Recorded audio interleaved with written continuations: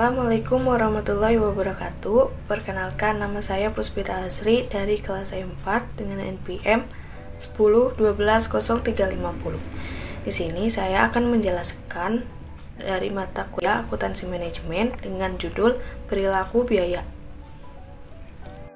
Baik, di sini saya akan menjelaskan akuntansi manajemen perilaku biaya. Di slide selanjutnya ada pengertian pola perubahan biaya dalam kaitannya dengan perubahan volume kegiatan atau aktivitas perusahaan, atau juga misal volume produksi atau volume penjualan. Di sini perilaku biaya atau cost behavior adalah perubahan perilaku biaya karena perubahan aktivitas bisnis. Studi tentang perubahan ini adalah analisis perilaku biaya. Misalnya, biaya listrik akan naik jika bisnis memperpanjang jam kerja. Namun, tidak semua biaya berubah dengan aktivitas bisnis, dan beberapa biaya mungkin tetap stagnan meskipun ada perubahan dalam aktivitas bisnis. Misalnya, perusahaan perlu membayar asuransi apakah perusahaan beroperasi atau tidak. Dan selanjutnya kita ke slide jenis-jenis perilaku biaya. Di sini ada 3 jenis, yaitu 1 biaya tetap, 2 biaya variabel, 3 biaya semi variabel. Yang pertama saya akan menjelaskan biaya tetap. Biaya tetap adalah suatu biaya yang mempunyai jumlah total secara tetap meskipun terdapat perubahan volume dari suatu kegiatan tertentu.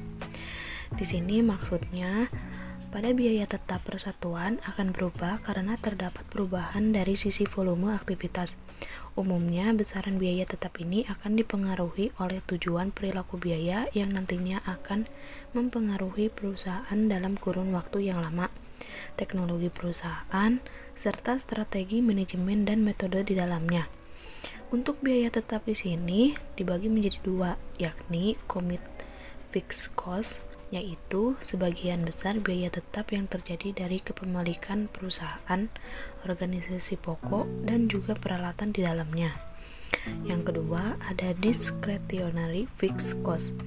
Di sini maksudnya biasa disebut dengan manage atau program cost adalah biaya yang terjadi dari keputusan penyediaan anggaran secara berkala atau biasanya dilakukan secara tahunan, yang dimana di dalamnya akan mencerminkan kebijakan manajemen puncak secara langsung terkait jumlah dan maksimal biaya. Selanjutnya ada biaya variabel. Biaya variabel adalah suatu biaya yang seluruh total nilainya bisa berubah, tapi sebanding dengan adanya perubahan volume kegiatan perusahaan. Di sini maksudnya adalah sebanding dengan adanya perubahan volume kegiatan perusahaan, seperti biaya bahan baku, sehingga akan terbagi menjadi 2, yaitu engineered variable cost. Maksudnya di sini adalah suatu biaya yang berkaitan dengan adanya hubungan fisik tertentu atas suatu penilaian kegiatan. Umumnya, seluruh biaya variabel ini termasuk engineered cost, sehingga biaya ini harus berubah sesuai dengan masukan ataupun pengeluarannya, seperti pemakaian bahan baku. Yang kedua, ada discretionary variable cost. Nah, sebelumnya juga sudah dijelaskan bahwa seluruh biaya variabel adalah termasuk engineered cost, tapi ada beberapa biaya variabel yang juga tergolong discretionary variable cost. Hadirnya discretionary variable cost ini tergantung dari keputusan pihak manajemen perusahaan, sehingga kebijakan antara pemasukan dan pengeluarannya mempunyai hubungan yang sangat erat. Saat biaya pengeluaran di dalamnya berubah, maka biaya pemasukan pun tentunya akan berubah. Contoh sederhananya adalah biaya iklan. Yang ketiga, yang terakhir adalah biaya semi variabel.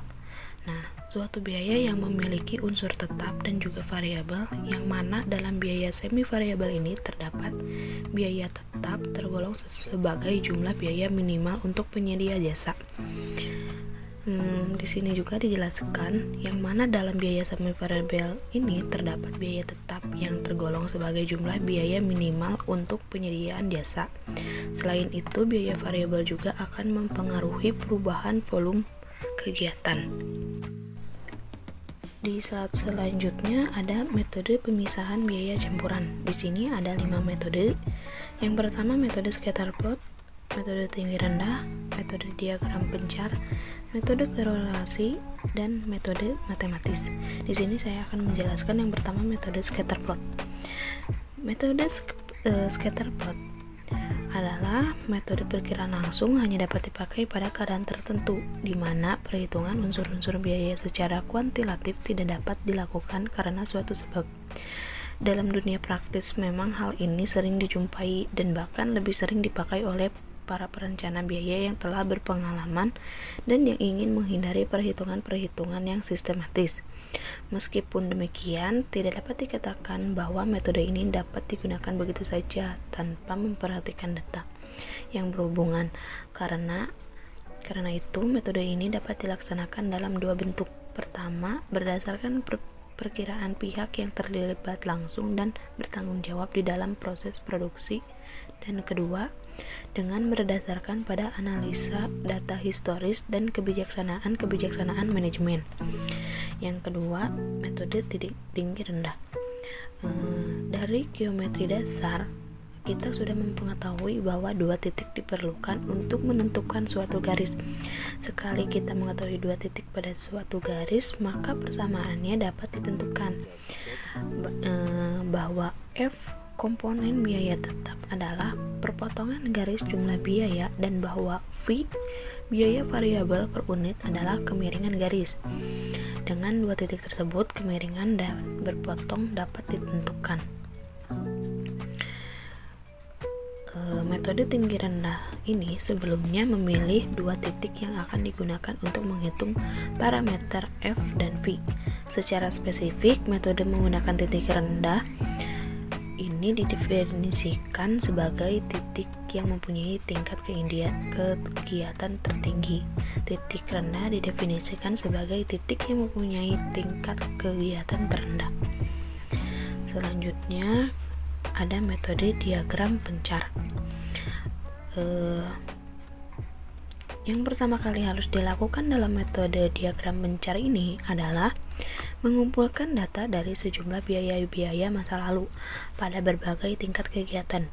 Kemudian data tersebut digambarkan dalam grafik dua sumbu vertikal atau sumbu Y untuk menggambarkan biaya, sedangkan sumbu horizontal atau sumbu X untuk menggambarkan tingkat kegiatan. Nah, langkah selanjutnya membuat garis sedekat mungkin dengan titik-titik tersebut. Untuk menentukan besarnya komponen biaya tetap dilakukan dengan cara memperpanjang garis lurus sampai memotong sumbu vertikal. Titik potong di sumbu vertikal menunjukkan besarnya biaya tetap total atau total fixed cost. Untuk biaya variabel total dihitung dengan cara mengurangi biaya total atau total cost dengan biaya tetap total. Biaya variabel per unit dapat dihitung dengan cara membagi biaya variabel total dengan tingkat kegiatan dari biaya total yang telah dipilih. Selanjutnya ada metode korelasi. Biasanya metode pemisahan biaya dengan menggunakan konsep statistik korelasi. Fungsi matematis dibuat berdasarkan analisis hubungan antara dua variabel, yakni variabel Y yang mewakili biaya dan variabel X yang mewakili suatu kegiatan. Selanjutnya ada metode matematis. Metode pemisahan biaya dengan menggunakan konsep matematik di mana Y sama dengan A tambah BX. Y mewakili jumlah biaya dan X mewakili volume kegiatan. B mewakili biaya tetap dan B mewakili biaya variabel per unit. Penyusunan ini fungsi matematis dilakukan dengan memperhatikan sifat dan karakteristik biaya. Di slide terakhir ada regresi kuadrat terkecil. Metode kuadrat terkecil atau ordinary least square merupakan suatu metode penaksiran koefisien regresi yang paling sederhana. Nah, maksudnya di sini, jika di antara variabel bebas terjadi multikolinearitas sempurna atau koefisien korelasi antar variabel bebas sama dengan 1, maka metode OLS tidak dapat digunakan. Sedangkan jika terdapat multikolinearitas hampir sempurna, meskipun OLS dapat digunakan, tapi galat yang dihasilkan akan menjadi besar, serta variansi inflasi faktor akan besar pula.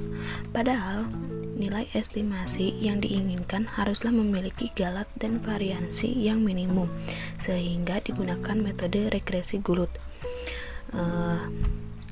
Regresi Gulut ini merupakan salah satu alternatif yang baik untuk mengatasi multikolinearitas di antara variabel-variabel bebas karena memberikan tetapan bias yang relatif kecil dan memberikan variansi yang minimum. Mungkin segitu saja yang bisa saya jelaskan. Maaf apabila ada yang kurang jelas.